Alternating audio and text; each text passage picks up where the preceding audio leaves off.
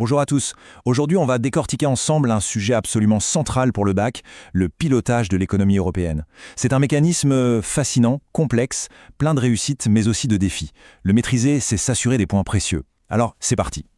La question de départ, elle peut paraître simple, mais en réalité, elle est redoutable. Imaginez un peu le tableau. Vous êtes le capitaine d'un immense navire, mais ce navire est en fait composé de 27 bateaux, tous attachés les uns aux autres, et chacun a son propre gouvernail. Comment on fait pour garder le cap ? Eh bien, c'est exactement ça le défi de la politique économique en Europe. Pour bien comprendre où on en est, un petit retour en arrière s'impose. Cette frise, elle nous montre les grandes étapes. Ça commence en 1951 avec la CCA pour le charbon et l'acier, puis le grand saut de 1957 avec le marché commun.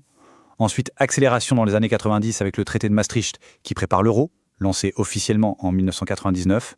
Chaque traité ajoute une nouvelle brique. De nouvelles règles, comme celui de 2012, juste après la grande crise financière. Bref, l'union d'aujourd'hui, c'est le résultat de toute cette construction, pas à pas. Alors, quel était l'objectif de départ? Quelle était la grande promesse derrière tout ça? C'était assez simple sur le papier, créer un immense marché pour doper la croissance de tous les pays membres. Et voilà le cœur du réacteur économique européen, le marché unique. Retenez bien ces 4 libertés fondamentales, parce que tout part de là. La libre circulation des biens, des services, des personnes et des capitaux. L'idée, c'est de faire tomber toutes les barrières pour créer un espace économique géant et super dynamique. Bon, la question c'est, est-ce que ça a marché? Regardez bien ce graphique. Pour quasiment tous les pays, les barres bleues, c'est les exportations à l'intérieur de l'UE, sont beaucoup plus hautes que les barres rouges. Qu'est-ce que ça veut dire? Tout simplement que le marché intérieur est devenu absolument vital pour nos économies. Le succès du marché unique, il est là, sous nos yeux. Les pays européens sont devenus leurs plus grands partenaires commerciaux. C'est une preuve éclatante de notre interdépendance. Mais l'intégration ne s'est pas arrêtée là. Pour aller plus loin, une partie des pays a décidé d'adopter une monnaie unique, l'euro. Et forcément, qui dit monnaie partagée, dit règles du jeu commune pour s'assurer que tout ça reste stable. Mais au fait, pourquoi se lancer dans une monnaie unique? L'idée de base, c'était de rendre les échanges plus simples, de supprimer les frais de conversion et d'avoir des prix plus transparents entre les pays. Sauf que, pour qu'une seule et même monnaie fonctionne pour autant de pays différents, il fallait absolument un cadre, avec des règles très claires. Et ce cadre, ce fameux règlement du jeu, il a un nom que vous devez connaître par cœur pour le bac, le Pacte de stabilité et de croissance, le PSC. Pour faire simple, c'est l'ensemble des règles budgétaires que les pays de la zone euro promettent de respecter pour éviter les dérapages qui pourraient mettre en danger l'euro pour tout le monde. Et c'est quoi concrètement ces règles? Ce sont les célèbres critères de Maastricht. Il y en a 2 qu'il faut absolument retenir.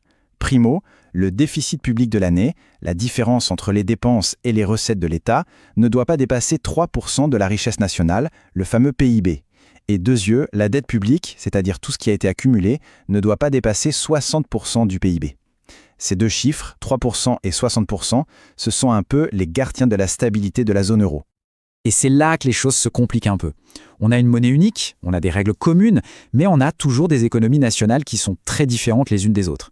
Alors, est-ce qu'une seule et même politique peut vraiment convenir à tout le monde? C'est ça le grand dilemme européen. Ce tableau, il illustre parfaitement cette tension. D'un côté, on a la politique monétaire. C'est tout ce qui touche à la monnaie, au taux d'intérêt. Et ça, c'est unique. C'est la Banque Centrale Européenne, la BCE, qui décide pour toute la zone euro. Mais de l'autre côté, on a la politique budgétaire, c'est-à-dire les impôts, les dépenses de l'État. Et ça reste national. Chaque pays garde la main sur son propre budget, même s'il doit respecter les règles du pacte. C'est ce décalage qui est souvent source de problèmes. Cette situation rend la zone euro très sensible à ce qu'on appelle un choc asymétrique. Ça aussi, c'est une notion essentielle. Un choc asymétrique, c'est quoi? C'est un événement économique, une crise par exemple, qui ne va pas frapper tous les pays avec la même force. Certains vont être très touchés, d'autres beaucoup moins.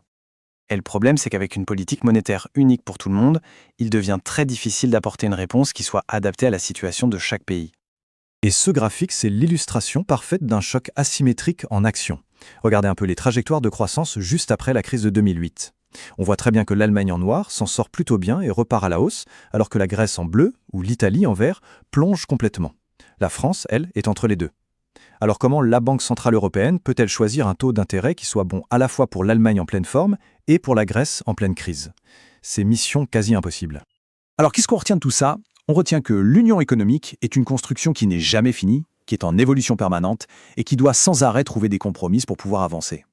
Ce schéma, c'est une super synthèse pour vos fiches de révision. Il résume tout ce qu'on vient de dire. À gauche, vous avez le processus d'intégration du marché unique à la zone euro.